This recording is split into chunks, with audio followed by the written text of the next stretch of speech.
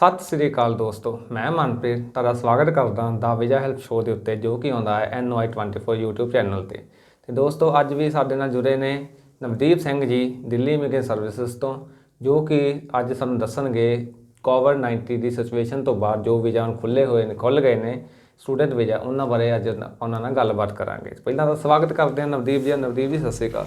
ਸਤਿ ਸ਼੍ਰੀ ਅਕਾਲ sir, thank you. Navdeep ਜੀ, ਜਿਵੇਂ ਕਿ ਹੁਣ ਕੋਵਿਡ-19 ਦੀ ਸਿਚੁਏਸ਼ਨ ਕਾਫੀ ਲੰਮਾ ਸਮਾਂ ਚੱਲੀ ਸੀ, ਸਟੂਡੈਂਟਾਂ ਨੂੰ ਕੀ ਹੋਇਆ ਸੀ ਕਿ ਔਨਲਾਈਨ ਸਟੱਡੀ ਕਰਨੀ ਪਈ ਸੀਗੀ।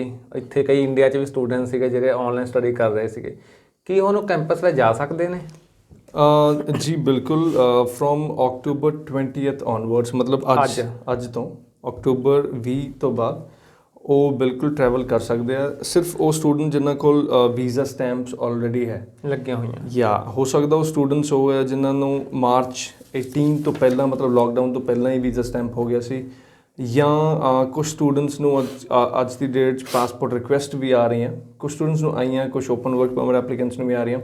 ਤੋ ਉਹ ਪਾਸਪੋਰਟ ਰਿਕੁਐਸਟ ਦੇ ਅਕੋਰਡਿੰਗ ਅਗਰ ਉਹਨਾਂ ਨੇ ਜਾਂ ਕਿਸੇ ਹੋਰ ਕੰਟਰੀ 'ਚ ਜਾ ਕੇ ਵੀਜ਼ਾ ਲਵਾਇਆ ਜਾਂ even in India through the courier service ਉਹਨਾਂ ਨੇ ਵੀਜ਼ਾ ਸਟੈਂਪ ਕਰਾ ਲਿਆ, ਤਾਂ ਉਹ ਸਟੂਡੈਂਟਸ ਜਿਨ੍ਹਾਂ ਕੋਲ ਵੀਜ਼ਾ ਸਟੈਂਪ ਹੈ ਉਹ ਟਰੈਵਲ ਕਰ ਸਕਦੇ ਆ ਵਿਦਆਊਟ ਐਨੀ ਕੰਡੀਸ਼ਨ। ਸਿਰਫ ਇੱਕ ਦੋ ਮੈਜਰਸ ਹੈ, ਉਹ ਇਹ ਹੈ ਕਿ ਉਹਨਾਂ ਦਾ ਪ੍ਰੋਗਰਾਮ ਜੋ ਹੈ ਉਹ ਸਸਪੈਂਡ ਜਾਂ ਕੈਂਸਲ ਨਹੀਂ ਹੋਇਆ ਹੋਣਾ ਚਾਹੀਦਾ, ਉਹ ਐਕਟਿਵ ਪ੍ਰੋਗਰਾਮ ਚਾਹੀਦਾ, ਜਾਂ ਤਾਂ ਐਕਟਿਵ ਹੋਏ ਜਾਂ ਫਿਰ ਆਉਣ ਵਾਲੇ 2-3 ਵੀਕਸ ਦੇ ਵਿੱਚ ਸਟਾਰਟ ਹੋਣਾ ਹੋਵੇ। ਤੋ ਇਹ ਆਪਣਾ ਸੌਰੀ ਰੋਕਾਂਗਾ, 2-3 ਵੀਕ ਤੋਂ ਸਟਾਰਟ ਹੋਣਾ, ਮਤਲਬ ਕਿ ਜੇ ਕਿਸੇ ਬੰਦੇ ਦਾ ਜਿਹੜਾ ਵੀਜ਼ਾ ਪ੍ਰੋਗਰਾਮ ਹੈ 2 ਮਹੀਨੇ ਬਾਅਦ ਕਲਾਸਿਸ ਸਟਾਰਟ ਆ, ਕਿ ਉਹ ਨਹੀਂ ਜਾ ਸਕਦਾ? ਦੇਖੋ ਉਸ ਕੇਸ ਦੇ ਵਿੱਚ ਥੋੜ੍ਹਾ ਡਿਫੀਕਲਟ ਹੋਏਗਾ ਆਫਿਸਰ ਨੂੰ ਸੈਟਿਸਫਾਈ ਕਰਨਾ, ਸੋ ਵੀ ਵਿਲ ਰੈਕਮੈਂਡ ਕਿ ਤੁਸੀਂ ਉਦੋਂ ਹੀ ਜਾਓ, 2 ਹਫ਼ਤੇ ਪਹਿਲਾਂ ਜਾਓ, that will be the best time to go, ਕਿਉਂਕਿ 2 ਹਫ਼ਤੇ 14 ਡੇਜ਼ ਦਾ ਤੁਹਾਨੂੰ ਕੁਆਰੰਟੀਨ ਆਪਣੇ ਕਰਨਾ ਪਏਗਾ ਆਪਣੇ ਆਪ ਨੂੰ। ਸੋ ਵੀਜ਼ਾ ਬਾਰਡਰ ਆਫਿਸਰ ਨੂੰ ਤੁਸੀਂ ਐਕਸਪਲੇਨ ਕਰ ਪਾਓਗੇ ਕਿ 14 ਡੇਜ਼ ਤੁਸੀਂ ਕੁਆਰੰਟੀਨ ਕਰੋਗੇ, ਉਸ ਤੋਂ ਬਾਅਦ ਨੈਕਸਟ ਡੇ ਜਾਂ 1-2 ਦਿਨ ਦੇ ਬਾਅਦ you will be able to start your classes. ਅਗਰ ਤੁਹਾਡੀ ਕਲਾਸਿਸ ਜਲਦੀ ਹੈ, ਅਗਰ ਤੁਹਾਡੀਆਂ ਕਲਾਸਿਸ ਜਲਦੀ ਸਟਾਰਟ ਹੋ ਰਹੀਆਂ, ਲੈਟਸ ਸੇ ਨੈਕਸਟ 5 ਦਿਨ ਸੀ, ਔਰ ਤੁਸੀਂ ਪਲਾਨ ਕਰ ਰਹੇ ਹੋ ਕਿ ਤੁਸੀਂ ਅੱਜ ਜਾਣਾ, ਜਾਂ ਲੈਟਸ ਸੇ 25 ਅਕਤੂਬਰ ਨੂੰ ਸਟਾਰਟ ਹੋ ਰਹੀਆਂ ਔਰ ਤੁਸੀਂ 20th ਅਕਤੂਬਰ ਨੂੰ ਪਲਾਨ ਕਰ ਰਹੇ ਹੋ ਜਾਣਾ, ਤਾਂ ਤੁਸੀਂ ਜਾ ਸਕਦੇ ਹੋ। ਬਟ ਬਾਰਡਰ ਆਫਿਸਰ ਨੂੰ ਸੈਟਿਸਫਾਈ ਇਹ ਕਰਨਾ ਪਏਗਾ ਕਿ ਜਦੋਂ ਤੁਸੀਂ ਕੁਆਰੰਟੀਨ ਕਰੋਗੇ ਆਪਣੇ ਆਪ ਨੂੰ, ਤਾਂ ਔਨਲਾਈਨ ਸਟੱਡੀ ਤੁਸੀਂ ਡਿਊਰਿੰਗ ਕੁਆਰੰਟੀਨ ਕਰ ਪਾਓਗੇ ਫਰੋਮ ਵਿਦਇਨ ਕੈਨੇਡਾ, ਤਾਂ ਉਹ ਇੱਕ ਕੰਡੀਸ਼ਨ ਹੈ।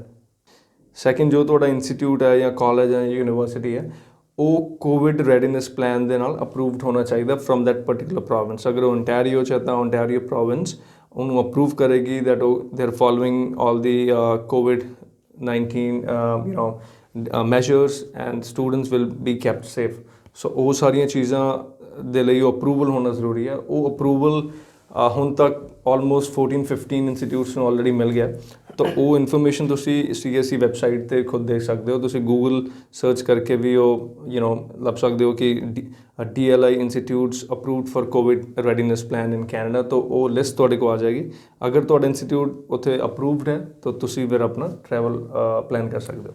ਇੱਕ ਨਵਦੀਪ ਜੀ, ਜਿਨ੍ਹਾਂ ਸਟੂਡੈਂਟ ਨੇ ਇਕਾਂਤਵਾਸ ਹੋਣਾ ਹੈਗਾ, ਕੁਆਰੰਟਾਈਨ ਹੋਣਾ ਹੈਗਾ 14 ਦਿਨ ਲਈ, ਉਹਦੇ ਲਈ ਕੀ ਚਾਹੀਦਾ? ਕਿ ਉਹ ਕਾਲਜ ਵਿੱਚ ਵੀ ਹੋ ਸਕਦੇ ਨੇ, ਹੋਸਟਲ ਵਿੱਚ ਹੋ ਸਕਦੇ ਨੇ, ਕਿ ਕਿਸੇ ਦੋਸਤ ਕੋਲ ਹੋਟਲ 'ਚ ਹੋ ਸਕਦੇ ਨੇ?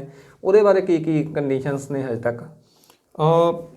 ਕੋਈ ਬਹੁਤ ਜ਼ਿਆਦਾ ਸਟ੍ਰਿੰਜੈਂਟ ਕੰਡੀਸ਼ਨ ਨਹੀਂ ਹੈ। ਅਗਰ ਉਹਨਾਂ ਦਾ ਕੋਈ ਫਰੈਂਡ ਹੈ, ਉਹ ਆਲਰੇਡੀ ਕਿਸੇ ਫਲੈਟ 'ਚ ਜਾਂ ਅਪਾਰਟਮੈਂਟ 'ਚ ਰਹਿ ਰਿਹਾ, ਤੁਸੀਂ ਉਹਨਾਂ ਦਾ ਵੀ ਐਡਰੈਸ ਬਾਰਡਰ ਆਫਿਸਰ ਨੂੰ ਦੱਸ ਕੇ ਕਿ ਤੁਸੀਂ ਇੱਥੇ ਸਟੇ ਕਰੋਗੇ, they have a different room, ਔਰ ਤੁਸੀਂ ਜਾ ਸਕਦੇ ਹੋ। ਹੋਸਟਲ ਵੀ ਬੁੱਕ ਕਰ ਸਕਦੇ ਹੋ। ਅਗਰ ਤੁਸੀਂ ਹੋਸਟਲ 'ਚ ਹੀ ਰਹਿਣਾ, you already B having the documentation ਕਿ ਤੁਸੀਂ ਹੋਸਟਲ ਦਾ ਪੇ ਕੀਤਾ ਐਂਡ ਐਵਰੀਥਿੰਗ, ਤਾਂ ਫਿਰ ਤੋਂ ਈਜ਼ੀ ਹੋ ਜਾਏਗਾ। ਥਰਡਲੀ, ਅਗਰ ਤੁਸੀਂ ਹੋਟਲ ਬੁਕਿੰਗ ਕਰਕੇ ਜਾ ਰਹੇ ਹੋ ਤਾਂ ਉਹ ਵੀ ਅਪਰੂਵਡ ਹੈ, ਤਾਂ ਉਹਦਾ ਵੀ ਕੋਈ ਇਸ਼ੂ ਨਹੀਂ। ਕੀ ਚਾਰਜਸ ਜ਼ਿਆਦਾ ਨੇ ਇਸ ਚੀਜ਼ ਦੇ? ਕੁਆਰੰਟਾਈਨ ਹੋਣ ਦੇ ਚਾਰਜਸ ਨੇ ਕੁਛ ਐਕਸਟਰਾ? ਨਹੀਂ, ਉਹ ਸਟੂਡੈਂਟ 'ਤੇ ਹੀ ਪਿਓਰਲੀ ਡਿਪੈਂਡੈਂਟ ਹੈ। ਉਹ ਬਸ ਤੁਸੀਂ ਸਿਰਫ ਇੱਕ ਪ੍ਰੂਫ ਲੈ ਕੇ ਜਾਣਾ ਹੈ ਕਿ ਤੁਸੀਂ ਇਸ ਐਡਰੈਸ 'ਤੇ ਰਹੋਗੇ।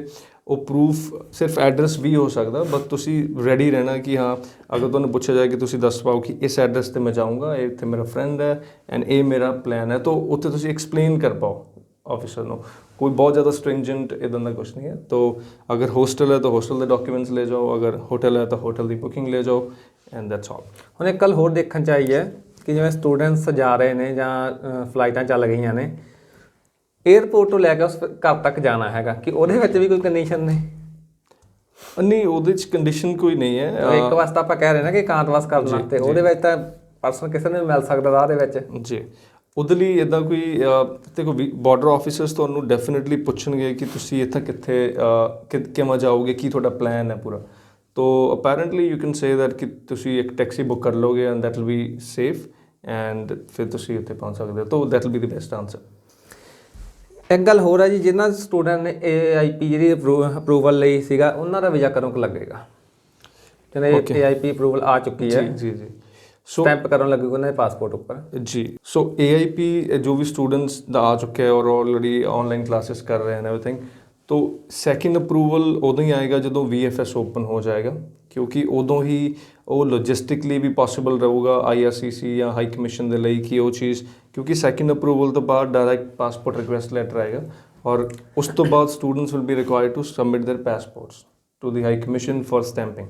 ਸੋ ਉਹ ਸਟੈਂਪਿੰਗ ਦੇ ਵਿੱਚ ਬਹੁਤ ਜ਼ਿਆਦਾ ਲੌਜਿਸਟਿਕਸ ਇਨਵੋਲਵਡ ਹੈ ਐਂਡ ਆਲਸੋ ਕੁਝ ਸਟੂਡੈਂਟਸ ਦਾ ਬਾਇਓਮੈਟ੍ਰਿਕ ਵੀ ਪੈਂਡਿੰਗ ਹੈ। ਸੋ ਉਹ VFS ਦੇ ਓਪਨ ਹੋਣ ਤੋਂ ਬਾਅਦ ਹੀ ਪੋਸੀਬਲ ਹੋ ਸਕਦਾ। ਤਾਂ VFS ਵੀ ਆਰ ਐਕਸਪੈਕਟਿੰਗ ਕਿ ਸ਼ਾਇਦ ਹੋ ਸਕਦਾ ਨਵੰਬਰ 'ਚ ਓਪਨ ਹੋ ਜਾਏ, because there's been lot of talks about it, but ਕੁਛ ਹਫ਼ਤੇ ਪਹਿਲੇ ਹੀ we have seen one tweet from High Commissioner of Canada to India, ਜੋ ਇੰਡੀਆ 'ਚ ਹਾਈ ਕਮਿਸ਼ਨ 'ਚ ਹੈ।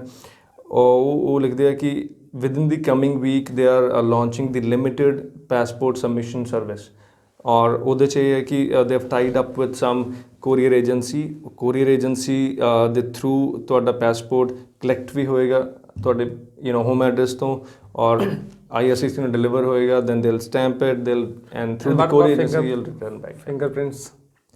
ਫਿੰਗਰਪ੍ਰਿੰਟਸ ਦੀ ਹਜੇ ਕੋਈ ਅਪਡੇਟ ਨਹੀਂ। ਫਿੰਗਰਪ੍ਰਿੰਟ ਸਿਰਫ VFS 'ਚ ਹੀ ਹੋਣਗੇ, ਤਾਂ VFS ਜਦੋਂ ਓਪਨ ਹੋਏਗਾ ਉਦੋਂ ਹੀ ਹੋਏਗਾ। ਕੁਝ ਸਟੂਡੈਂਟਸ ਆ ਜਿਨ੍ਹਾਂ ਦਾ ਬਾਇਓਮੈਟ੍ਰਿਕਸ ਆਲਰੇਡੀ ਹੋਇਆ they are just waiting for the stamp, ਤਾਂ ਉਹ ਉਸ ਪ੍ਰੋਸੈਸ ਦੇ ਥਰੂ ਸਟੈਂਪਿੰਗ ਕਰਾ ਸਕਦੇ ਆ।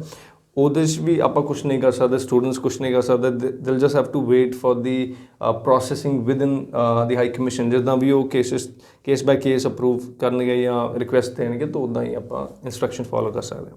ਨਵਦੀਪ ਜੀ, ਹੁਣ ਆਪਾਂ ਗੱਲ ਕਰਦੇ ਹਾਂ ਸਟੂਡੈਂਟ ਵੀਜ਼ੇ ਤੋਂ ਬਾਅਦ, ਜਿਵੇਂ ਟੂਰਿਸਟ ਵੀਜ਼ਾ ਹੋ ਗਿਆ, ਸਪਾਊਸ ਵੀਜ਼ਾ ਹੋ ਗਿਆ, ਵਰਕ ਪਰਮਿਟ ਹੋ ਗਿਆ ਜਾਂ PR ਵਗੈਰਾ, ਕਿ ਇਹ ਵੀ ਓਪਨ ਜਲਦੀ ਹੋਣ ਦੇ ਚਾਂਸਸ ਨੇ ਕਿ ਇਹਨਾਂ ਨੂੰ ਟਾਈਮ ਲੱਗੇਗਾ? Great question. Open work permit ਦਾ ਇੱਕ ਟੌਪਿਕ ਹੈ ਜੋ ਬਹੁਤ ਸਾਰੀਆਂ ਐਪਲੀਕੇਸ਼ਨਸ ਹੈ ਜੋ 3, 4, 5 ਮਹੀਨੇ ਤੋਂ ਪੈਂਡਿੰਗ ਹੈ, ਲਾਈਕ ਫੈਬਰਰੀ ਤੋਂ ਪੈਂਡਿੰਗ ਹੈ ਜਾਂ ਜਨਵਰੀ ਦੀਆਂ ਵੀ ਕੁਛ ਐਪਲੀਕੇਸ਼ਨਸ ਹੋ ਸਕਦੀਆਂ ਪੈਂਡਿੰਗ ਹੋਣ। ਸੋ ਉਨ ਐਪਲੀਕੇਸ਼ਨਸ ਦੇ ਵਿੱਚੋਂ ਦੋ ਤਰ੍ਹਾਂ ਦੀਆਂ ਜੋ ਰਿਜ਼ਲਟਸ ਜੋ ਸਾਨੂੰ ਸਾਹਮਣੇ ਆ ਰਹੇ ਆ, ਇੱਕ ਤਾਂ ਇਹ ਹੈ ਕਿ ਕੁਛ ਐਪਲੀਕੈਂਟਸ ਦੇ ਬਾਇਓਮੈਟ੍ਰਿਕਸ ਨਹੀਂ ਹੋਏ ਔਰ ਉਹਨਾਂ ਨੇ ਉੱਦਾਂ ਹੀ ਐਪਲੀਕੇਸ਼ਨ ਸਬਮਿਟ ਕੀਤੀ ਹੋਈ ਹੈ, ਤੋ ਕੁਛ ਐਪਲੀਕੈਂਟਸ ਦੀ ਉਹ ਰਿਫਿਊਜ਼ ਹੋ ਗਈ ਹੈ ਵਿਦਾਊਟ ਬਾਇਓਮੈट्रिक भी। तो दैट मीन्स कि visa officer may not have been satisfied with the intention या उन्होंने जेन्युइननेस ऑफ द मैरिज, कुछ रीज़न करके या कोई फंड्स, तो उन्होंने विदाउट ही अप्रूव हो गया। जो इस टाइम तक चल रही हैं एप्लीकेशन जो पेंडिंग है, डिसीजन नहीं आया, इट इज़ लाइकली कि शायद उन्होंने अप्रूव ही होना होए, क्योंकि उन्होंने अगर बायोमैट्रिक भी ऑलरेडी है, फंड्स भी सब ओके है, if they are confident about the process, तो हो सकता है कि उन्होंने फाइनल अप्रूवल ही आए। दैट मीन्स कि पासपोर्ट रिक्वेस्ट ही आए, और जो VFS ओपन होएगा तो फिर वो आ जाएगी। हाँ, उस चीज़ में चैक करने के लिए may be you can apply for GCMS notes, उस तो पता लग जाएगा कि एक्जैक्टली की होया। एक ये लाइकलीहुड है। सैकेंड ये है कि हो सकता है कि प्रोसेसिंग ही नहीं हुई है, which may be likely or may be unlikely, 50-50 है। GCMS notes ਦੇ ਵਿੱਚ ਹੀ ਉਹ ਚੀਜ਼ ਪਤਾ ਲੱਗ ਸਕਦੀ, but I think it is sometimes but I think for some applicants it may be positive ਕਿ ਅਗਰ ਉਹਨਾਂ ਦਾ ਕੁਝ ਡਿਸੀਜਨ ਨਹੀਂ ਹੈ ਤਾਂ ਹੋ ਸਕਦਾ ਅਪਰੂਵਲ ਹੈ, ਕਿਉਂਕਿ ਬਹੁਤ ਸਾਰੇ ਐਪਲੀਕੈਂਟਸ ਨੂੰ ਰਿਫਿਊਜ਼ ਉਹਨਾਂ ਨੇ ਆਲਰੇਡੀ ਕਰਤਾ ਜਿਨ੍ਹਾਂ ਨੂੰ ਰਿਫਿਊਜ਼ ਕਰਨਾ ਹੋਏਗਾ, ਤਾਂ ਇਹ ਚੀਜ਼ ਚੱਲ ਰਹੀ ਹੈ। ਧੰਨਵਾਦ ਨਵਦੀਪ ਜੀ, ਬਹੁਤ ਬਹੁਤ ਸਾਡੇ ਸ਼ੋਅ ਦੇ ਵਿੱਚ ਆਉਣ ਲਈ, thank you so much. Thank you so much. ਤੇ ਧੰਨਵਾਦ ਦੋਸਤੋ ਤੁਹਾਡਾ ਵੀ ਸ਼ੋਅ ਤੇ ਬਣੇ ਰਹਿਣ ਲਈ, ਤੇ ਤੁਸੀਂ ਇਸ ਚੈਨਲ ਨੂੰ ਸਬਸਕ੍ਰਾਈਬ ਕਰੋ, ਲਾਈਕ ਕਰੋ, ਸ਼ੇਅਰ ਕਰੋ, ਤੇ ਨਾਲੇ ਬੈਲ ਆਈਕਨ ਨੂੰ ਪ੍ਰੈਸ ਜ਼ਰੂਰ ਕਰਿਓ ਸਾਡੀਆਂ ਨਵੀਆਂ ਅਪਡੇਟ ਜਾਣਨ ਲਈ। Thank you so much. Thank you.